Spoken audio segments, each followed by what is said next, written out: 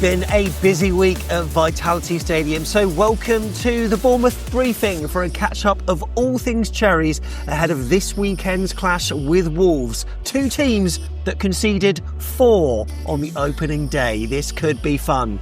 As you can see, we're at the Queen's Park, the home of AFC Bournemouth supporters on a match day. This is the place to be before the game, and it's open from around lunchtime, and there's a few reasons why you need to get down here before our first home game of the season. More on that later. So what are we talking about on this show? Well, this morning's signing has been announced, plus we'll be talking about the acquisition of Ben Gannon Doak, stadium news, plus an AFC Bournemouth fan survey that has produced some quite bizarre results. More on that later. Let's get stuck in. Welcome, Tom. A new man is through the door. Amine Adli. I'm your biggest fan. I'll follow you around the country. I've always rated him.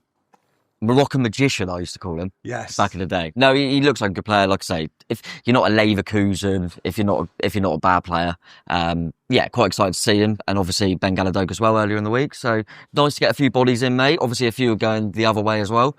But nice strength in the squad because we spoke about the kind of the bench and depth and stuff. And it's nice to know going into potentially a few players coming back as well, going into the weekend that bench will be a little bit stronger, I think. I tell you what, kudos to the club for getting a massive Moroccan flag made and draping it over the main stand. There are some cynical people out there saying it's AI. I don't believe I think that Jim Favola has pulled off a big coup with that flag. But yeah, our first Moroccan international on a 5-year deal, and hopefully he'll be in the squad ready for Wolverhampton Wanderers. He was instrumental in Leverkusen's record-breaking season under Xabi Alonso in the 23-24 season.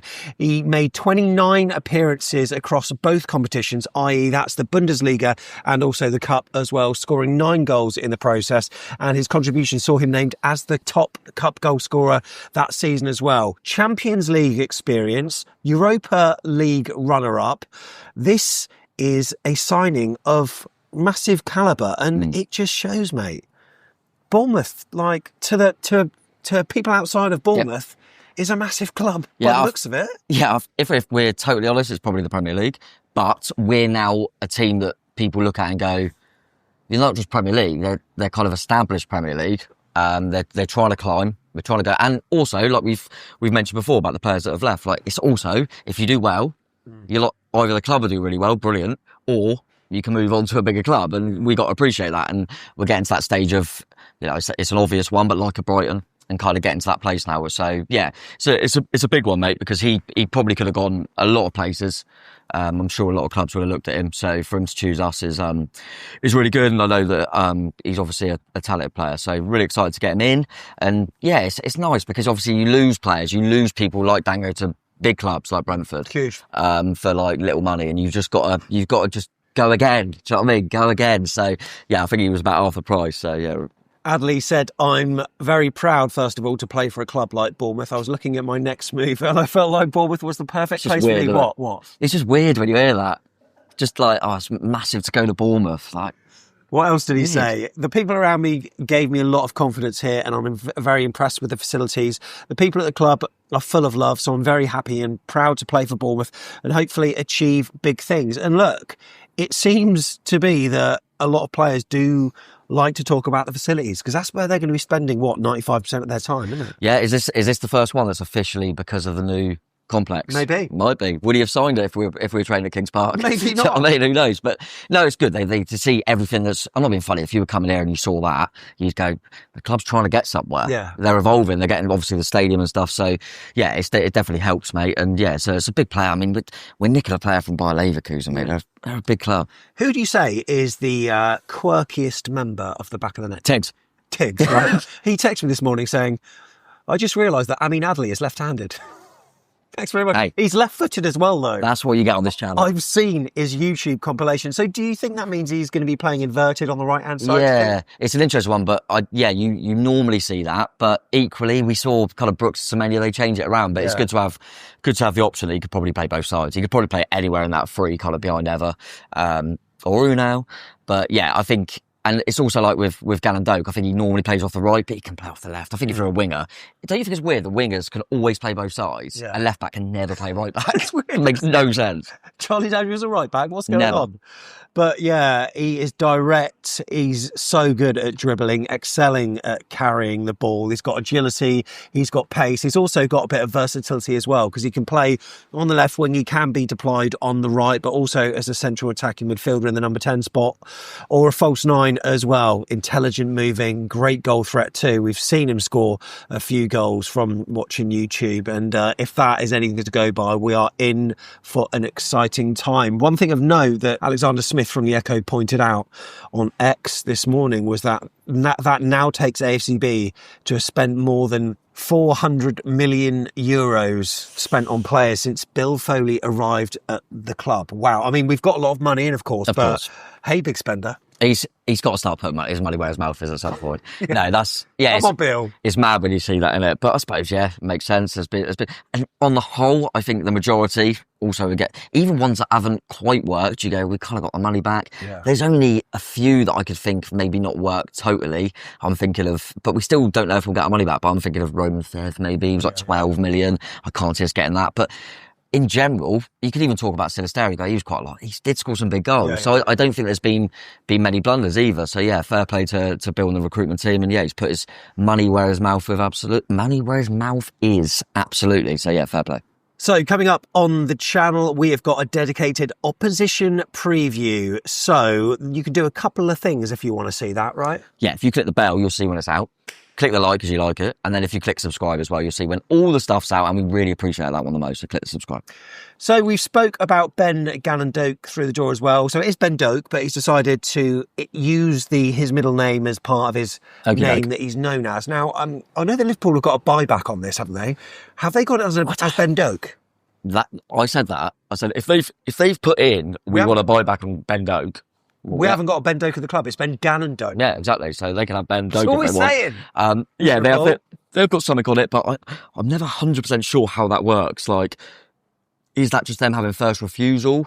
I remember when I'm sure it was Nathan Ake when he went to City. Yeah. And Chelsea had the first refusal. Yeah. So I think it's just like they can almost go, we can match. Ooh. We got to tell them that, look, City have bid 40 million, you can match it if you want. So yeah, not 100% sure, but he's only young, so he won't even need to be registered, kind of in that 25-man squad. 19 years old. Wow. Yeah, 19. He's, I've heard a lot that he's like the next shining star from Scotland, which isn't so much. But yeah, listen, mate, if you told me we're getting a quick Scottish winger, I would say let's have it, because they always do well. They always deliver. No, I'm excited about him. He looks, and all the Borough fans, I like it when you see, because they only had him for a short spell on loan, and they were all like, you've got a good one here. What about his injury record, though? Is it all right, or...? He's replacing City, mate, so what do you expect? Thiago Pinto, the club's head of football operations, he shared his delight on AFCB.co.uk, saying Ben is an exciting young talent who has shown his quality at the highest level despite his age. He brings pace and energy that will fit our model well, and we're thoroughly looking forward to helping him fulfil his potential at AFC Bournemouth. Later on, Doak commented saying, I'm buzzing to be here. I feel like it's the right time for me, and it's a great opportunity to play regular football at the highest level. It feels like the perfect fit. The team play very nice football. It's fast and it really suits my game. So I felt like I couldn't say no to the chance to play here. So it seems like we got a few more options coming in. What does this mean for the likes of David Brooks, though? I think it's what we saw last season, mate. I think especially in them areas, you've got to rotate a little bit. We never had that. We never had the chance to rotate because of the injuries and the lack of depth. And now you're going, got a few options there. I thought obviously Semenyo, but also Brooks played really well at Anfield. And now you're going, we've just brought two more in that could play on the wing. So, and obviously Clive to come back as well. So yeah, it's just good to have options, mate. I think they'll all get a lot of game time. And yeah, I'm really excited about him because I think at that age he'll play with no fear. And I think what I like about the pair of them is that they fit Andoni ball. Yeah. They fit the model. They're fast. It all makes sense, which that's what you want. You go, do they fit in an Andoni system? And they do. So now that we've got some players in, hopefully Andoni can be next to sign on the dotted line. That would be nice. Before we move on, we're in the courtroom at the QP, and I'm going to tell you something. I'm not going to show it to you now because you can come here on match day. We've put some more memorabilia in this room, but it is the home of AFC Bournemouth fans on a match day with the cheapest pint around. And not only that, Tom, look at this bad boy. What's that? Little book? Little goodie book? Raffles. A raffle. Right. Who wants to win some cash? Every time you buy a drink, you'll get a raffle ticket if you're coming back afterwards. First prize is £100. Second prize is 50. That draw happens after the game, so around 5:30. Come back here for a pint. Make sure you get out your pocket full of raffle tickets. £100, 50 quid. If it's not one, it will roll over. So make sure you do. There's going to be plenty of tunes happening here and a good pre-match vibe. Also, it's home of the £10 roast for 2 more weeks. Look, we've been doing a special. I pay 10, do you? Huh? Oh, I pay 9. You pay 9? Yeah, I only pay 9. Why? Season ticket. Season ticket holder. Look at that. But it's only for 2 more weeks that you can get the £10 roast. So make sure you are in here on a Sunday. And the details are down below if you want to book a table for that, because it's going down very well at the moment. Right, more AFC Bournemouth news. We've been linked with Dizazi. Centre back for Chelsea. Was on loan at Villa for the last part of the season in the last campaign.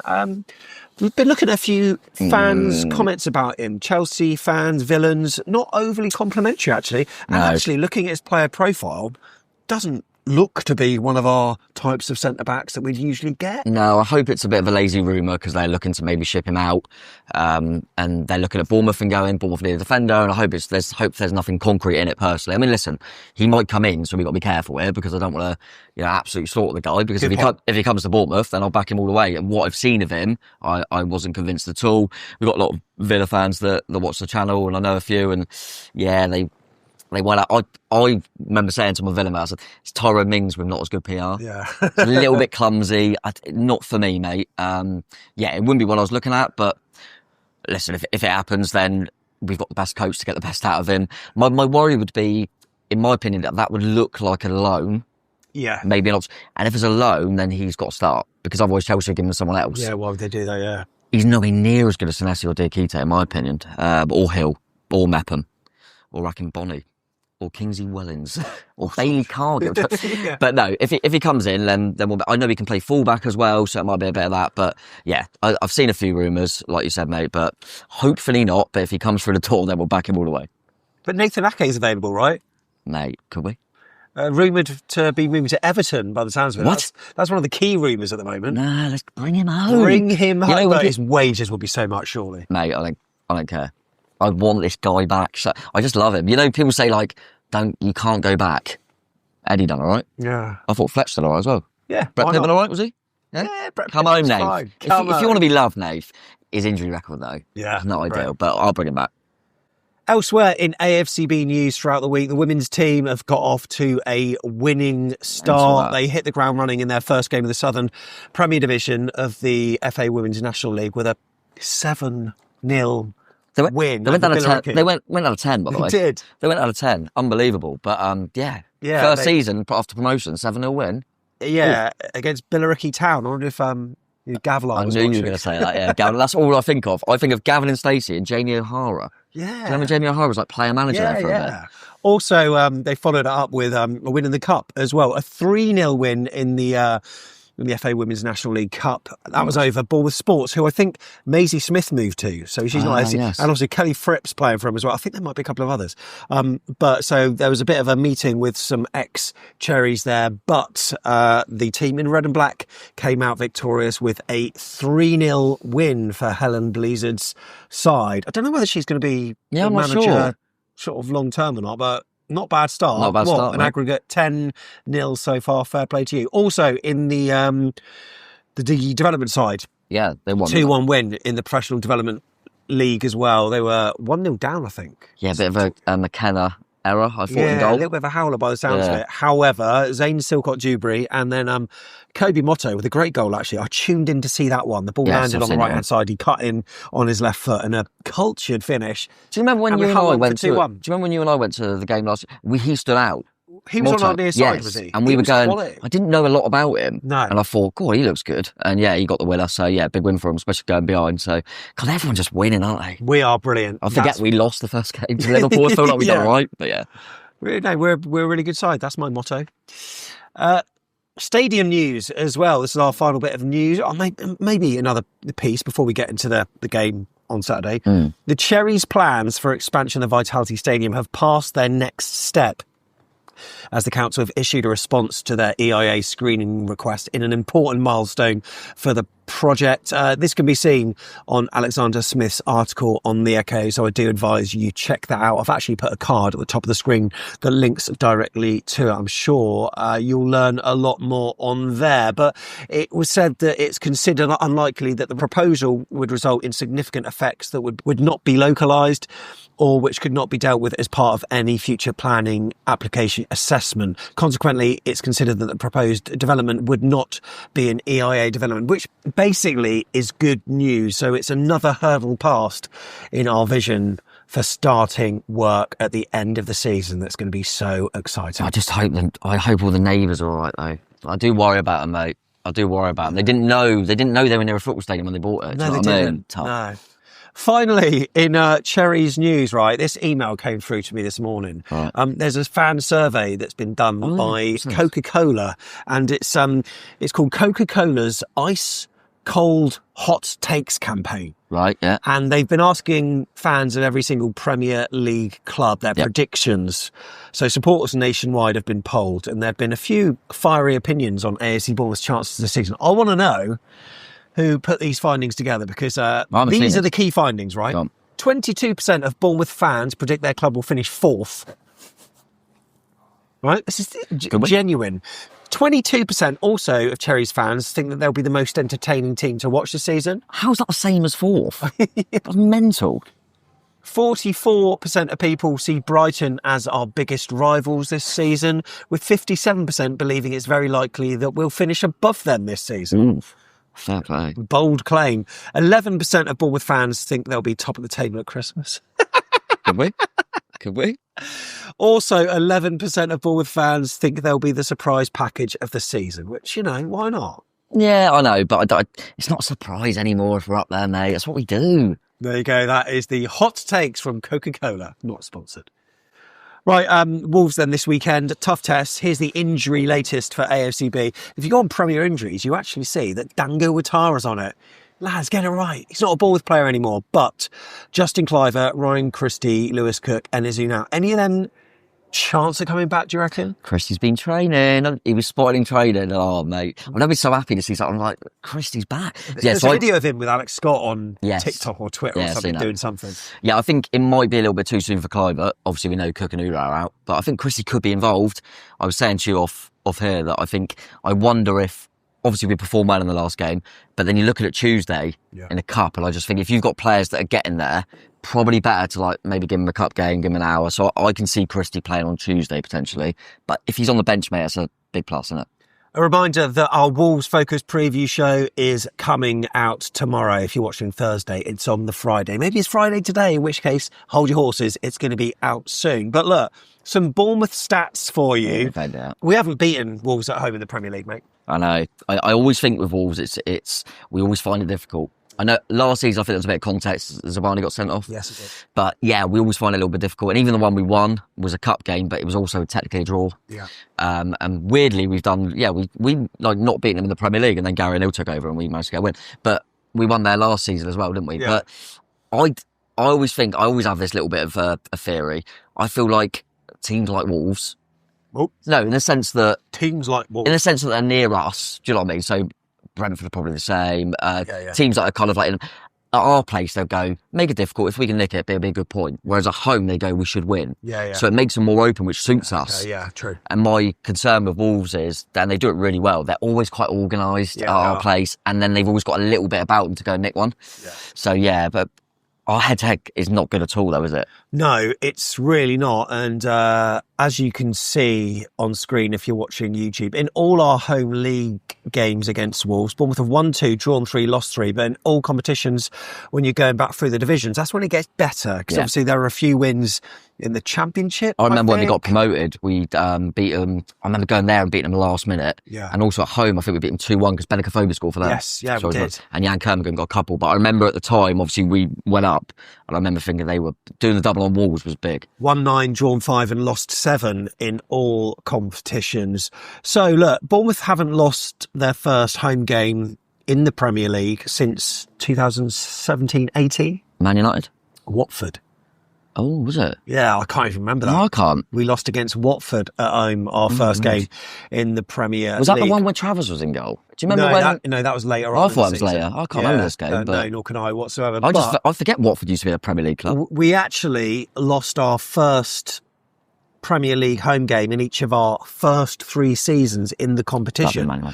But since then, we have not lost any of the opening home games in the last 5 top flight seasons. So we'll absolutely take that, won't we? Absolutely. And by the way, in terms of last week against Liverpool, only Sunderland applied more high intensity pressures on the first match week of the season than AFC Bournemouth, 394, with striker Evan Nilsson applying the joint most high intensity pressures in the opponent's half of any player. Oh, what was that I saw the other day? I was just looking at that when you were saying that stat. I saw a really good stat the other day, like referring to that a little bit.